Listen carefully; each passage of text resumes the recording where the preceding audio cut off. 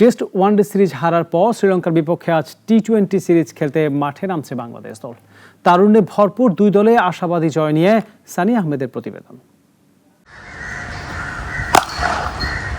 চলতি বছরে চ্যাম্পিয়ন্স ট্রফিতে চরম ব্যর্থতার পর জিম্বাবুয়ে, আরব আমিরাত, পাকিস্তান কারো সঙ্গেই সুখের স্মৃতি নেই বাংলাদেশের। চলমান শ্রীলঙ্কার সঙ্গেও টেস্ট ওয়ানডে সিরিজ হারের পর পুরোই ব্যাকফুটে বাংলাদেশ ক্রিকেট দল। একে অন্যকে দোষ দিয়ে পার পেয়ে যাওয়া খেলোয়াড়দের সামনে এখন টি-20 সিরিজ। 3 ম্যাচ সিরিজের প্রথমটি অনুষ্ঠিত হবে সন্ধ্যা 7:30টায়। পারফরমেন্স ধরে রাখতে না পারায় ওয়ানডে থেকে ছিটকে যাওয়া লিটন এখন টি-20 দলের অধিনায়ক। তবে যেহেতু ফরম্যাট ভিন্ন, তাই ভালো খেলার প্রত্যাশা দলীয় কাপ্তানের। ওয়ানডেতে ভালো খেলতে পারিনি, যে কারণে আমি বেঞ্চে বসেছিলাম।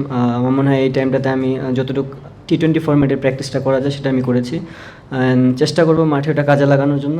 টি-20 ফরম্যাটটা তো অনেক দিন ধরে খেলতেছি এবং আমাদের কয়েকটা সিরিজও গেছে কিছুদিন আগে। সো হোপ যে আমরা এই সিরিজে অ্যাজ এ টিম ঘুরে দাঁড়াতে পারবো। বাংলাদেশ ও শ্রীলঙ্কা দুদলেই তরুণ খেলোয়াড়ে ভরপুর, তাই লড়াইও হবে হাড্ডাহাড্ডি, বলছেন শ্রীলঙ্কান অধিনায়ক। Bangladesh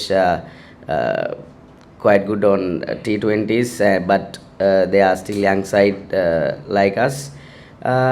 I don't think we are far ahead, but it's going to be a tough series.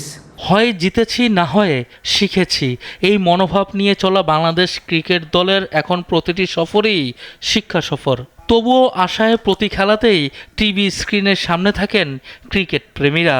হয়তো এই সিরিজেই ঘুরে দাঁড়াবে বাংলাদেশ। সানিয়া আহমেদ, নাগরিক।